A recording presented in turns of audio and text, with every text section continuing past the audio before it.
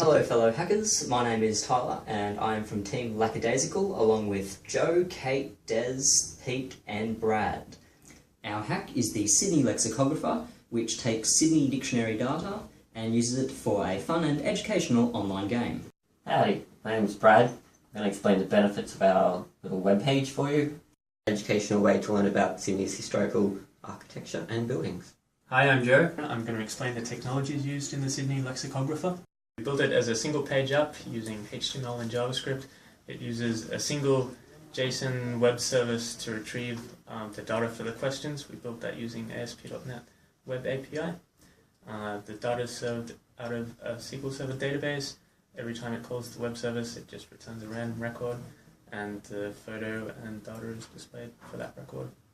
Hi, I'm Peter. I was involved in the development of the Sydney Lexicographer.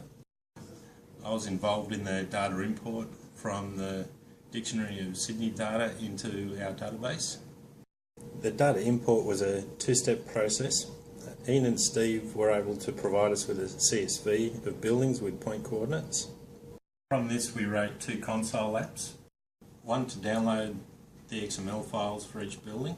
The second console app, we then used those XML files to extract the links to the images, title and descriptions of the buildings to insert into our database.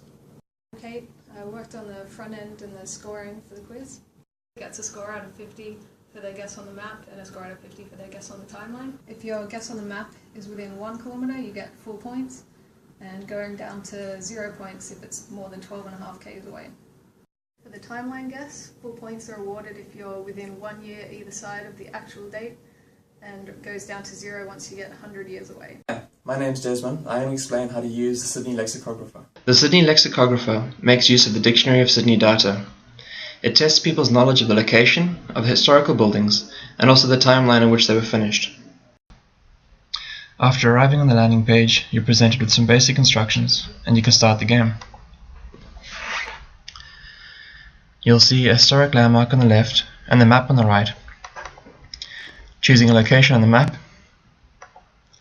and choosing a date is all you have to do. Submit your answer and then you're presented with the real results, as well as all of the information from the Sydney Dictionary. Once you've answered 10 questions, you're ranked via a score and you're given a role. As you can see, my one on this is a dictionary enthusiast. With Lackadaisicals, please vote for the Sydney Lexicographer.